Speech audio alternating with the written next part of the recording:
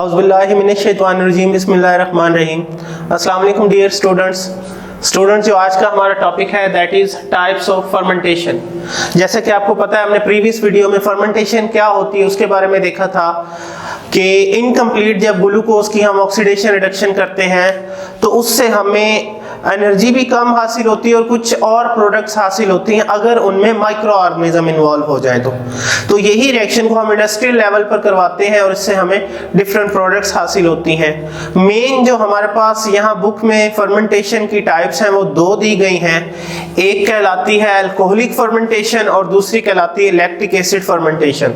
तो सबसे पहले अल्कोहलिक फर्मेंटेशन क्या है? नाम से जाहिर है कि इस फर्मेंटेशन में जो हमारा ग्लूकोज है वो अल्कोहल में कन्वर्ट हो जाता है, ठीक है। और ये अल्कोहलिक फर्मेंटेशन किसकी मौजूदगी में होती है? ये एक फंजाई होती है जिसे यीस्ट कहते हैं, यीस्ट की मौजूदगी में होती है और इसका नाम है सैक्रोमाइसिस सीरीविसाए। सैक्रोमाइसिस सीरीविसाए इस यीस्ट की मौजूदगी में होती है और इस प्रोसेस को करवाकर हम बहुत सी इंपॉर्टेंट प्रोडक्ट्स बना सकते हैं। लाइक बियर, ये एक अल्कोहल की टाइप है। वाइन, ये भी एक अल्कोहल की टाइप है। डिस्टिल स्पिरिट, ये भी अल्कोहल की एक टाइप है। और स्पिरिट ये ज्यादा मेडिकल जो फील्ड में यूज होती है।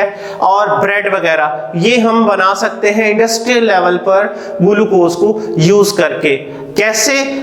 बियर में या वाइन में या डिस्टिल्ड स्पिरिट के अंदर अल्कोहल ही है और वो अल्कोहल ग्लूकोज से हासिल होता है, तो हम ग्लूकोज का कोई जरिया यूज करते हैं, जैसे शुगर यूज कर लेते हैं या जैसे फ्रूट्स यूज कर लेते हैं, उन सब में ग्लूकोज होता है। तो उनको माइक्रो ऑर्गेनिज्म की मौजूदगी में in the absence of air brake down करते हैं और उसके नतीजे में हमें वो ग्लूकोज जो है वो पायरुविक एसिड बनता है और पायरुविक एसिड डायरेक्ट अल्कोहल में या इस तरह की जो अल्कोहल्स में कन्वर्ट हो जाता है। साथ ये भी याद रखिएगा कि अल्कोहल बनने के अलावा कार्बन डाइऑक्साइड गैस जो कि बाई प्रोडक्ट के तौर पर इसमें से प्रोड्यूस होती है। और जब ब्रेड में कार्बन डाइऑक्साइड प्रोड्यूस होती है तो आपने देखा होगा ब्रेड स्पॉन्जी सी होती है, नरम होती है। उसको हम ब्रेड से हमारा डबल रोटी है, उसको जब हम दबाते हैं तो वो दब जाती, छोड़ते हैं तो वापस अपनी जगह पर आ जाती है। तो उसमें छोटे छोटे बारीक बारीक सुराख होते हैं, तो असल में वो कार्बन डाइऑक्साइड वहां से उड़ी हुई होती है, एस्केप हो जाती है, इसलिए वो अपनी खाली जगह वहां छोड़ जाती है। तो समझ लें कि जो ब्रेड की जो बॉडी राइज हो जाती है, बढ़ जाती है, वो कार्बन डाइऑक्साइड की वजह से बढ़ती है।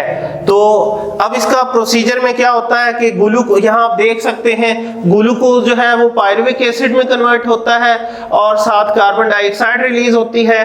और पायरुविक एसिड जो है एसिड एल्डिहाइड का नाम का एक कंपाउंड बनता है जो स्टेबल नहीं रहता और बाद में इस एसिड एल्डिहाइड ने इथानॉल में यानी इथाइल अल्कोहल में कन्वर्ट हो जाना होता है। और ये सारा जो प्रोसीजर है ये इस फंजाई और भी ऑर्गेनिज्म को हम यूज कर सकते हैं। यहाँ आपकी बुक में इसका नाम दिया हुआ सैक्रोमाइसिस सीरीविसाई की मौजूदगी में अल्कोहलिक फर्मेंटेशन कंप्लीट होती है। उसके बाद नेक्स्ट देखें lactic acid fermentation. Lactic acid वैसे नेचुरली मिल्क के अंदर होता है, लेकिन मिल्क में थोड़ा होता है। जब आप मिल्क से दही बनाते हैं या चीज बनाते हैं, पनीर बनाते हैं, तो उसमें लैक्टिक एसिड की जो परसेंटेज है वो ज्यादा हो जाती है। उस लैक्टिक एसिड को वहां से एक्सट्रैक्ट करके डिफरेंट मेडिसिन में यूज किया जाता है। खास तौर पे जो बच्चों के सप्लीमेंट्स होते हैं, जिसने आप खुश्क दूध कह सकते हैं, डब्बे वाले, उनके अंदर लैक्टिक एसिड की काफी मिकदार होती है जो बच्चों के लिए जरूरी होती है, तो वहां इनको यूज किया जाता है। तो देखें पायरुविक एसिड को आप रिड्यूस करते हैं और ये लैक्टिक एसिड बन जाता है और ये बैक्टीरिया की मौजूदगी में होता है। बैक्टीरिया की दो स्पीशीज के यहाँ नाम दिए गए हैं, एक का नाम है स्ट्रेप्टोकोकस, ठीक है, और दूसरे का नाम है लैक्टोबैसिलस। ये दो तरह के बैक्टीरिया इन्वॉल्व हो सकते हैं इस फर्मेंटेशन में।